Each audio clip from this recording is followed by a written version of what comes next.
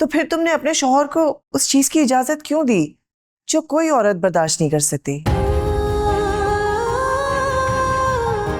मौत से ज्यादा मुश्किल है औरत के लिए सौतन को एक्सेप्ट करना। मैं क्या करूं? जब मैं तुम्हारे साथ खड़ी हूं तो तुम परेशान क्यों हो रही हो?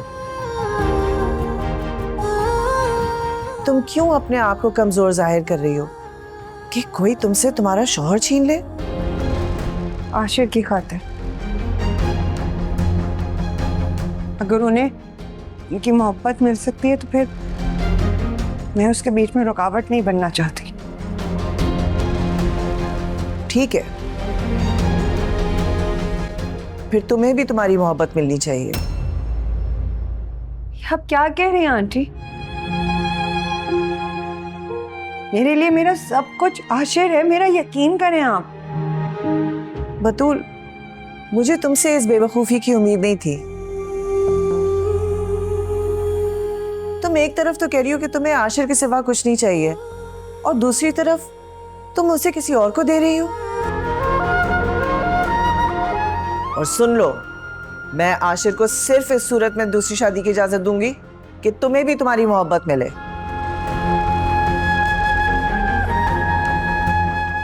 मैं चाहती हूं कि तुम्हारे साथ होने वाली ज्यादती का तुम्हें अजाला मिल सके। अच्छा, आपसे ये उम्मीद नहीं थी? आप भी मुझ पर शक कर रही हैं? नहीं बेटी, नहीं। जो लड़की अपने माँ बाप की इज्जत पर कुर्बान हो जाए उसके ऊपर शक करने का गुनाह मैं कैसे कर सकती हूँ? फिर क्यों की आपने ये बात?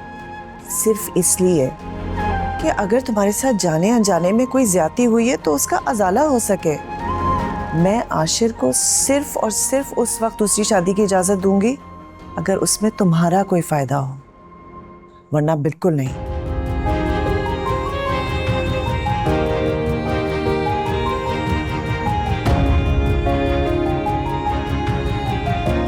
माँ बाप की खातिर, उनकी इज्जत की खातिर अपनी मोहब्बत की कुर्बानी दे देना बहुत अजमत की बात है। और अपने शौहर के सामने सच बोलना, इससे अफजल कोई काम नहीं। पहले भी बता चुकी हूँ आपको आशिर, साहिल से मंगनी बाबा की ख्वाहिश से हुई थी और आपके साथ शादी भी उन्हीं की मर्जी से हुई है। वो तुमने झूठ बोला था। मर्द रोते हैं जब उनके बच्चों की मासूम ख्वाहिशात मरती है, जब बहुत रोते हैं जब उनकी बेटियों के घर आबाद नहीं हो पाते।